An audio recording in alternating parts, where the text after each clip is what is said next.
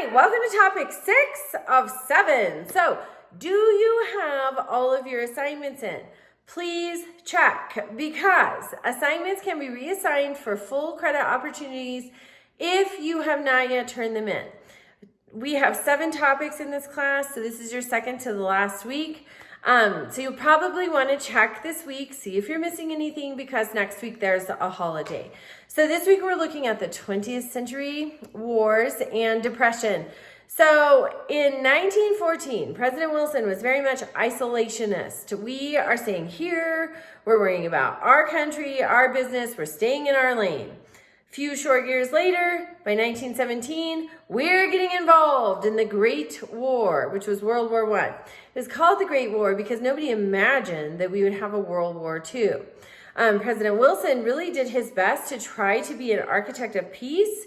He gave a speech in 1919. He laid forth an idea like the United Nations, but it wasn't the United Nations yet. It was the League of Nations, which was unsuccessful. But he really wanted to make sure that this never happened again. For the purposes of your response in discussion question 1, why did he change his mind? Why did he go from we are isolationist, we are staying in our lane, to hey, we're getting involved in this war? What changed? Then for discussion question 2, due Friday, we're looking at the President Truman's decision to use the atomic bombs at the end of World War II in Hiroshima and Nagasaki. Why did we use them? President Truman was really thrust into that decision. He was President Roosevelt's vice president. President Roosevelt passed in April, and all of a sudden we have this farm boy from Missouri who is now going to make these huge decisions. I cannot even imagine the weight of the decision.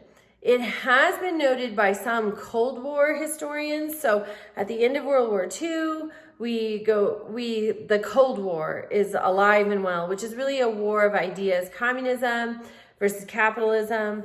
But what some Cold War historians have noted is, after seeing the total destruction of the atomic bomb, after President Truman saw that and other leaders, and then on the other side, leaders in the USSR, after they saw how totally devastating those weapons were, that is what kept the Cold War cold and didn't turn it hot.